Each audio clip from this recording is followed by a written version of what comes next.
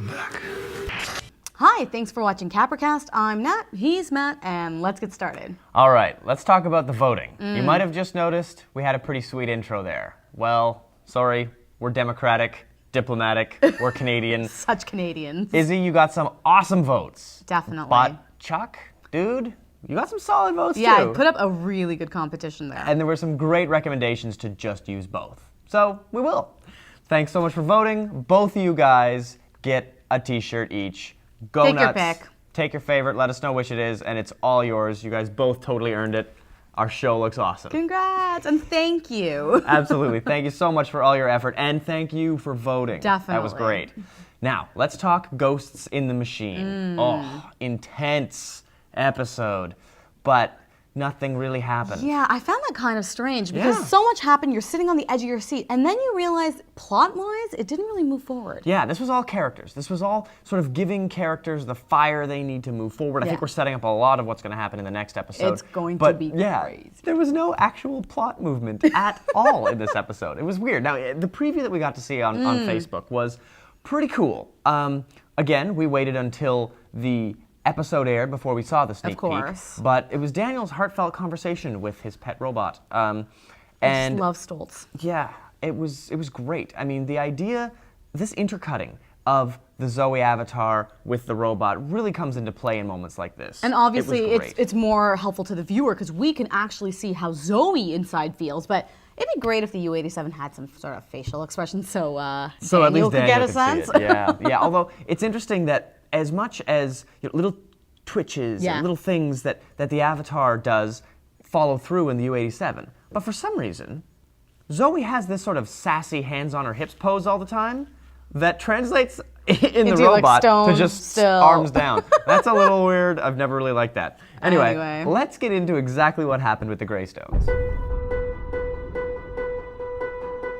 Daniel is one clever and nasty man, Yeah. which is a crap combination. It's really not working out. He seems to be like he's getting in there. He's starting to break down Zoe's emotions. She's ready to have some kind of emotional breakdown, and then, Yeah, but you know what? Once he got nasty again, virtually lighting U87 on fire, Yeah. his daughter got so angry at him that she could even face her worst fear in that ring of fire, which is crazy. yeah, and it really just goes to show the two different sides of Daniel are just ruining his relationship with his daughter. And Definitely. you know what? I do not remember a more intense moment on television than Zoe pulling the trigger on her dog Caesar. Couldn't that, believe that that. was horrifying. I really thought that Amanda was going to come down and stop it somehow. Or interrupt the way or that something. was the way that was cut, it really felt like that was what it was leading to. But you know, it really is the kind of scene that reminds you that Caprica and BSG were so great Yeah. because they're a drama first, and then they're just a sci-fi series second. Well, you know what? How about we go on to the other Greystone that's still alive, Amanda. So Amanda gets this vision of Darius at the very beginning, and that was kind of it for the Darius story in this. But it did get us talking to Clarice a little bit more, which didn't really go anywhere. Exactly, it doesn't. I mean, Clarice brings up Zoe's avatar again, but Clarice just seems too impotent to be able to do Yeah. anything about it. Yeah, she's just a school teacher, and I mean, we've seen a school teacher rise to become a president before. Oh, man, And so the maybe, comparison. yeah, I maybe can't we'll believe you see, made it. maybe we'll see a school teacher do something impressive here. She's already trying to be a leader of a crazy resistance, but at this point, she just doesn't have the goods to do anything. I mean, I'm really hoping, you know, maybe she'll.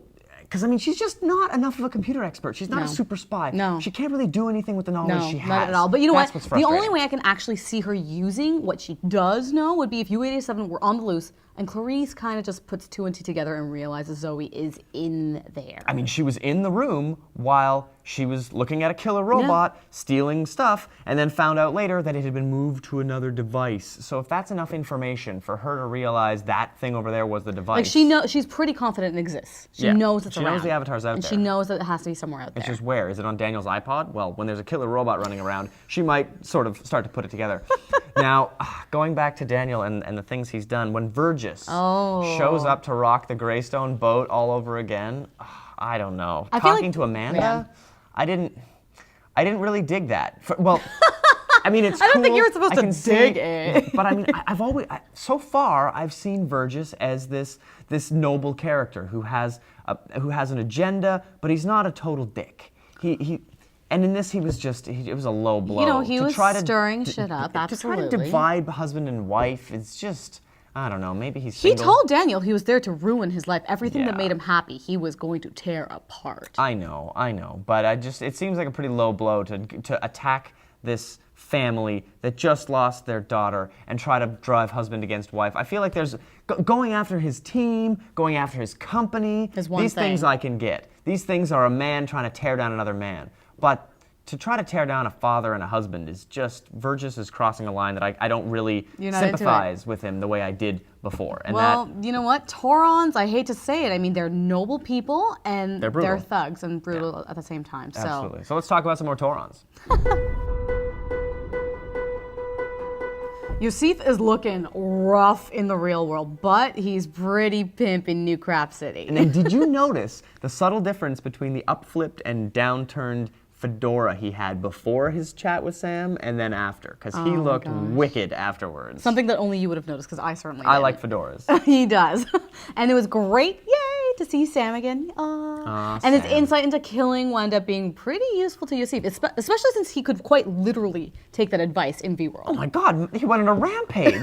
It was awesome to see him man up after getting huffed out of there by the flapper dude. That was just... That was cool. And you know what? I enjoyed his riddle. That's the kind of writing that makes this universe so dark and wonderfully cyclical. cyclical. Yeah, totally. Now, it was very interesting to see what that riddle brought out on Capricast.com Yeah. because the Immortal One made a really cool comment. He thinks the answer is very simple. All of this has happened before, and all of this will happen again. We which, know this exists absolutely. in Caprica as Yeah, well. So, yeah. I mean, it's genius. And here's hoping amp addiction becomes a big deal for Adama. Yeah, it's bad enough that he's getting addicted to this holoband, Oh but my bypassing the safeties on a device that's connected directly to your brain, that just seems like a terrible idea. Yeah, especially considering how wrecked people get in V-World. The only question is what state the human controllers are in if their avatars are junkies. I mean, he's already going down the spiral. This Yeah, horrible, he's a horrible wreck in spiral- person. I can't spiral of imagine. depression or whatever. Ugh, So it's a mess. Yeah. Now, I really enjoyed the Prometheus line. It was really interesting because considering that fire that burst in the background while it happened, I mean, the story of Prometheus is, of course, the martyred Titan Yeah. who brings fire to man and is punished by Zeus for all eternity. And, you know, Prometheus is a name that's kind of gotten around in the BSG exactly. universe. I can think of a few BSG fan fiction readers that were extra excited to hear that name. Absolutely. Now, Emmanuelle mentioned that she doesn't look the same in real life as she does in-game. Great little That tidbit was there. cool. You know what? And as funny as I find your fat man theory, good one. CV2001 made a great post on Capricast.com theorizing that Evelyn, Yosif's legal assistant, might be the one behind Emmanuel's holoband.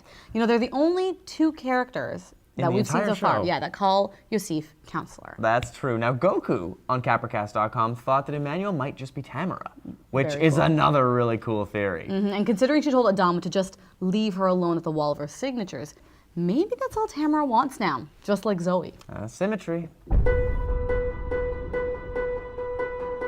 In typical sci-fi fashion, Season 1.0 is drawing to a close far sooner than it should, and certainly sooner than anything on network TV. Yeah, shame. But Episode 109, End of Line, looks to be as awesome as its epic name. With U-87 on the run, some crazy Caprican helicopters doing some damage, and Clarice putting a gun to Barnabas's head. What? These last few drama and talk-heavy episodes have led us to the Greystone and Adama fathers finding their daughters, and it all goes terribly, terribly wrong. It'll be interesting to see if we get some serious action and upheaval in this episode, because our wait for Season 1.5 will hopefully be wrought with the kind of fevered speculation that Battlestar constantly gave us, and we just, in between every season, we got that. Maybe we'll see some webisodes.